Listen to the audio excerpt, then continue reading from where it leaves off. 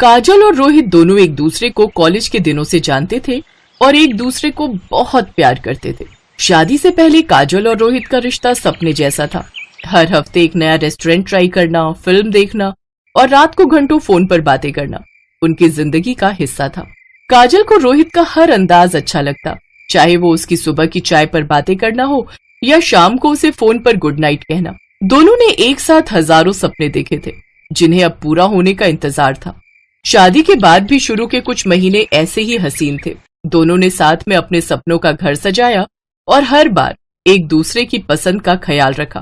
पर धीरे धीरे जब रोहित ऑफिस के काम में बिजी होने लगा तो वो पहले की तरह काजल के साथ ज्यादा समय नहीं बिता पाता था। पहले जहां दोनों देर रात तक बातें करते थे, अब रोहित जल्दी सोने की कोशिश करने लगा। फिर एक दिन, माँ जी, मैं अपनी सहेली शीतल से मिलने जा रही हूँ। शादी के बाद मिलना हो रहा है, काफी समय से हम दोनों मिले ही नहीं। हाँ हाँ, जरूर जाओ बहू, और जाना भी चाहिए। रोहित तो रात को देर से ही ऑफिस से आएगा, थोड़ी देर घूम आओगी तो तुम्हारा भी मन बहल जाएगा। काजल अपनी सहेली से मिलने के लिए चली जाती है।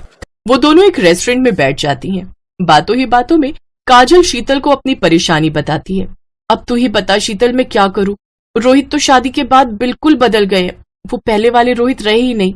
शादी से पहले कुछ और थे, शादी के बाद तो कुछ और ही हो गए।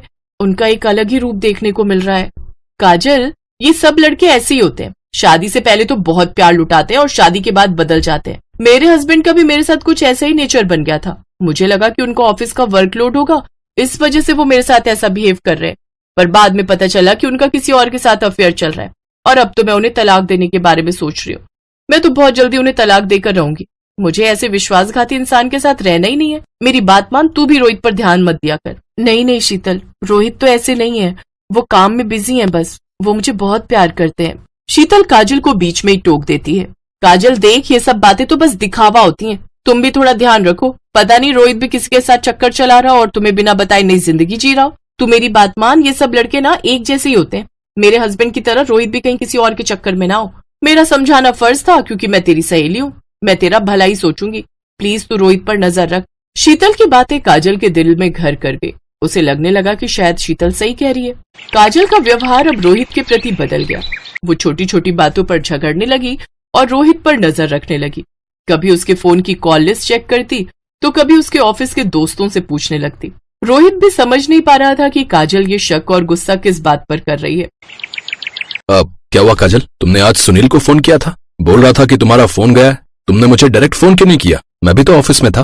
तो मेरा फोन उठाते ही कब हो? जब देखो तुम्हारा फोन बिजी रहता है। तुम्हारे पास मुझसे बात करने का समय ही नहीं है, पर पता नहीं कहाँ कहाँ टाइम मिल जाता है तुम्हें बात करने का। मुझे तो लगता है तुम किसी और से बातें करते हो, तभी तुम्हारा फोन भी बिजी था। इसीलिए मैंने सुनील भैया को फोन किया। शाम के लिए पनीर मंगवाना था, तुम्हारी फेवरेट मटर पनीर की सब्जी बनाने वाली थी। अरे क्या हो गया, तुम दोनों क्यों लड़ रहे हो? पता है बड़ी मौसी आने वाली है मिलने के लिए, थोड़ा धीरे बात करो। काजल धीरे बोलो, माँ को सब सुनाई दे रहा है। बड़ी मौसी मिलने आने वाली है, शादी के बाद पहली बार आएंगी। अगर उन्होंने तुम्हारा ऐसा रूप देख लिया तो सोचो वो तुम्हारे बारे में क्या सोचेंगी। बात थोड़ी ठंडी हो जाती है, पर काजल के मन में अभी भी रोहित के लिए नाराजगी थी। धीरे धीरे काजल और रोहित के रिश्तों में कड़वाहट आने लगती है, जिसे देखकर रोहित बहुत परेशान था। रोहित तो भाभी को सच क्यों नहीं बता देता? बेकार में तुम दोनों के रिश्ते में दूरियां आ जाएं, उससे पहले तो उन्हें बता दे कि आजकल तू कहाँ बिजी है। हाँ सुनील, वैसे तो अब समय आ गया है जब खुद ही काजल को सब कुछ पता चल जाएगा। काजल नहीं जानती थी कि रोहित उसको सरप्राइज देने वाला है, क्योंकि काजल का जन्मदिन नजदीक आ रहा था। रोहित ने सोचा कि क्यों न इस मौके पर काजल को सरप्राइज देकर उसे ये एहसास दिलाए कि वो उसके लिए कितनी खास है। इस वजह से रोहित का फोन कुछ दिनों से बिजी जा रहा था। रोहित सारे अरेंजमेंट देख रहा था, इवेंट कंपनी से बातें कर रहा था। वो काजल के लिए बहुत बड़ा सरप्राइज प्लान कर रहा था, क्योंकि शादी के बाद काजल का ये पहला जन्मदिन था। इस बारे में सास भी जान चुकी थी।